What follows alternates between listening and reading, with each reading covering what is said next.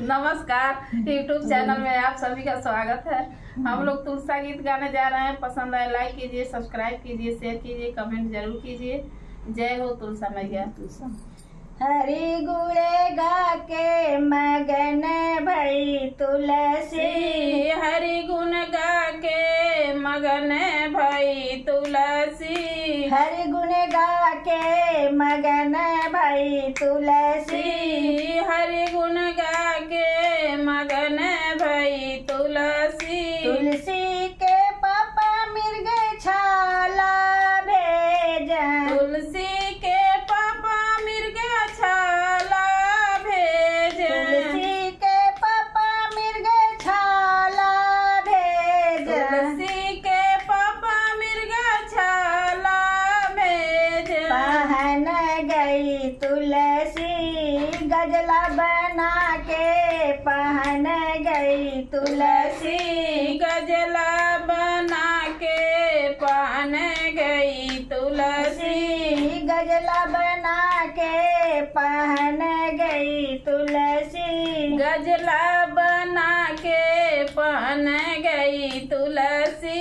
मगन भई तुलसी हरि गुण गा के, मगन भई तुलसी, हरि गुण गा के मगन भई तुलसी, हरि गुण गा के मगन भई तुलसी, हरि गुण गा के मगन भई तुलसी। तुलसी के पापा ने सर पे भेजा, तुलसी के पापा ने सर पर भेजा, तुलसी के पापा ने सर पे भेजा, तुलसी के पापा ने सर पर भेजा।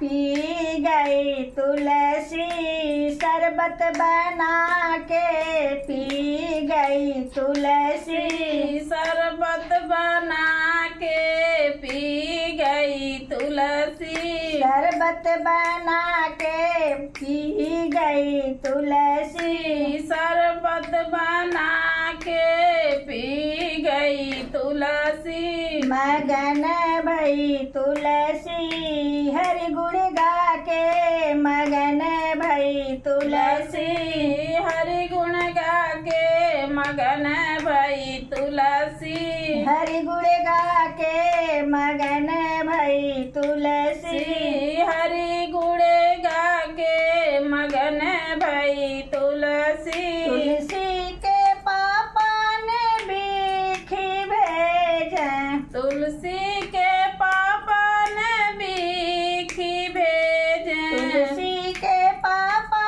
ने बीखी भेजा, तुलसी के पापा ने बीखी भेजन। बना के खा गई तुलसी हरि गुण गा के मगन भई तुलसी, खा गई तुलसी हरि गुण गा के मगन भई तुलसी, खा गई तुलसी हरि गुण गा के मगन भई तुलसी, हरि गुण गा के मगन भई तुलसी, मगन भई तुलसी हरि गुण गा के मगन भई तुलसी, हरि गुण गा के मगन भई तुलसी, हरि गुण गा के मगन भई तुलसी। जय हो तुलसा मैया।